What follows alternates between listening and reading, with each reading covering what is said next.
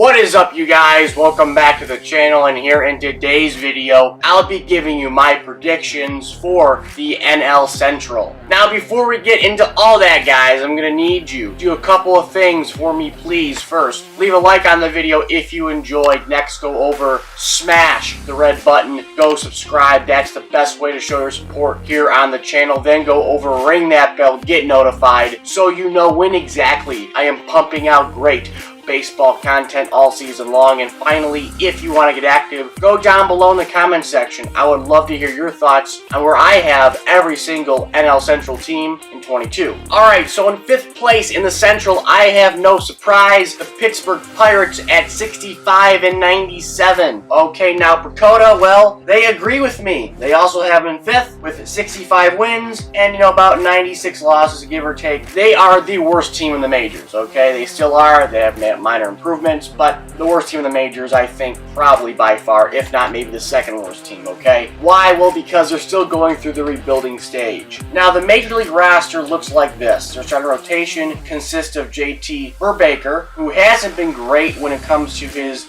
show career. The 23-year-old Mitch Keller, who did fine in 2020 for what it was worth, but had a major down year in the full 162 game slate in 2022, posting an ERA over 6 and a record of 5-11 in 100 plus innings pitched last season. Now, they also still have Jose Quintana, but he's been ass the last couple of years after he suffered some nagging injuries with the Halos. Now, their lineup is a little bit better than their starting pitching. They have the youngster BryanHayes, who has high expectations, Cole Tucker, who has yet to have a breakout season in the show, and they added Vogelback and Perez for some needed pop. Now, Reynolds was great for them last year, although his name could be on the block at some point throughout the season. They have Oneil Cruz, who could be a guy they could bring up at some point this season. Now, Cruz put up outstanding numbers in the minors the last couple of years, not to mention he hit 2 home runs in spring training this past year. So look, the fact is the Pirates are still knee-deep in their rebuild. It is a rebuild. They're just not going to be great and not going to be competitive at all in that NL Central, regardless of how top-heavy it may be. Now, coming in 4th in the Central is the Cincinnati Reds at 69 and 93. Now, Dakota, they had the Reds in 3rd with 78 wins and 83 losses. So Dakota got this totally wrong with the Redlegs. They had a fire sale. Gray, Winker, Suarez, Wade Miley are all gone. Akiyama was trash last year. Castillo and Nolan will probably be moved if they both have a good start to the season. Now, when it comes to the rotation, well, besides Castillo, it's like whatever. Like, who? They have Tyler May, who was good, going 13 and 6 with a major league leading 33 starts last year. They have the vet Mike Minor to stabilize out the middle of that rotation, and it looks like that rookie Rivera San Martin will make the show after he pitched 11 2/3 innings and ended with a 1.54 ERA with 11 strikeouts this past spring. But again, the club is going through a retooling phase, maybe not a full rebuild quite yet. They want to be optimistic, so there's no doubt there's going to be a lot of changes down the pike for the Cincinnati Reds in the coming months. Coming in 3rd place, I have the Chicago Cubs with 75 wins and 87 losses. Now, Dakota had the Cubs in 4th with 71 wins and 90 losses. So as you can see, the computer had the Reds better than the Cubbies, even though Cincinnati subtracted all offseason long, and the Cubs, for what it's worth, tried to add a little bit here. So in short, Dakota got the whole middle of the Central Division all screwed up, man. They don't know what they're doing. Now, when it comes to the Cubs, their roster and team construction is like middle of the road, I'd say. Realistically, the starting pitching is respectable, I'll give them that. Hendricks is a workhorse. He made 32 starts and pitched 180 innings last year. Not to mention, he endured a very weak contact as he had a hard hit percentage in the 80th percentile in 2022. Now, Stroman, who they picked up, is okay. I look at him and see like a Sonny Gray on the Twins, a guy who had sparks of excellence in the past. But this guy, he's like, what is he, like Like 5'9", and he thinks he's like 6'2". He has confidence like he's 6'2", 6'3", but that guy can be a little bit of a jerk in my opinion. But I will say, in all fairness to Stroman, he's basically had identical numbers all around these past 2 seasons, so I guess I'll have to give him some respect when it comes to the track record, but the attitude I just don't like. Now, when it comes to the offense, I think it's mediocre as well. You all know that Baez, Bryan, and Rizzo are all gone now officially. Baez, Tigers, Bryan, Rockies, Rizzo back to the Yankees. So they're not coming back to the north side anytime soon. But they did add,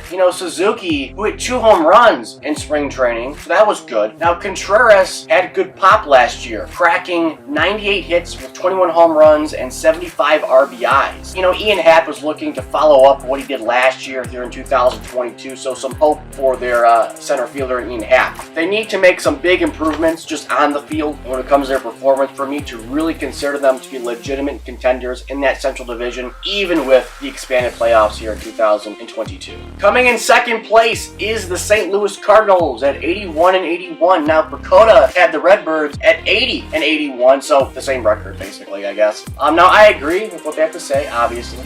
They are a nice team who have made some slight improvements, okay? Now, the rotation is not terrible. They have Wainwright at the top, who had great success in the win department, racking up 17 of those in 2022 with a 3.05 ERA and 174 strikeouts. Now, their projected number 2 starter in that rotation, Flaherty, could be out for an extended period of time with a shoulder injury, which is not good. Now, Miles Michaelis is looking to return strong in 22 after an injury-plagued 2021 season. Not to mention that Steven Matz is looking to duplicate what he did in 2021 for the Blue Jays after he was in the top 5 in wins in the junior circuit with 14 and posted his personal lowest ERA at 3.82 since 2018. Now, the Cardinals' offense is fairly good, at least on paper, I would say. They have Goldie and Arenado, who combined to hit 65 home runs and 204 RBIs last year. Now, they added some nostalgia to that team when they signed Albert Pujols to a 1-year contract, which is nice for the fans, I guess, but we'll see what he does at the plate.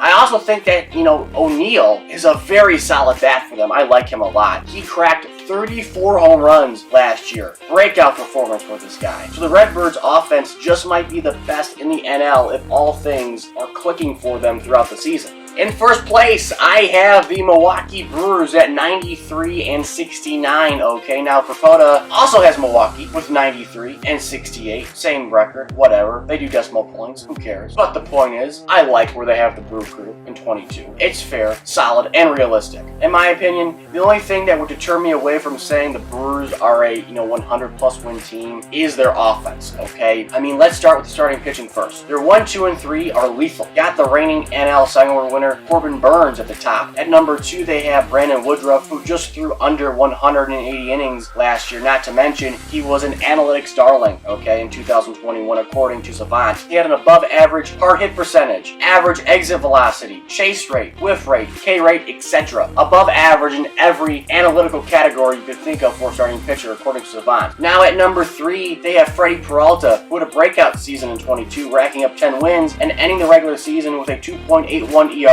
with opponents just hitting 115 against him. Now, just for reference, hitters had a better batting average against Jacob deGrom last year, so he was really good, Freddie Peralta. Man, really, underrated, I think, last year for the Brew Crew. So I think their number 1, their number 2, and their number 3 could shape up to be a 2014 Detroit Tigers starting rotation, if you remember what that consisted of. However, like I said, their offense is where I have some concerns. First, Yelich is coming back from a really down year in 21, but he is hitting .259 with 7 hits and 27 at-bats as of making this video here this spring. Now, they picked up Andrew McCutchen, who did have a nice year with Philly in 21, cracking 27 home runs, 80 RBIs, but he only hit .222 and is 35 years old, so he's a 50-50 in my opinion. But I will say, if the Brewers had the stability of the Dodgers offense along with their great starting pitching and bullpen, I would have no problem giving this team 100+ wins and maybe even putting them at the top in all of baseball. That's all I got for today's video. Please like, comment, and subscribe. Comment down below your thoughts, and as always, I will catch you guys later.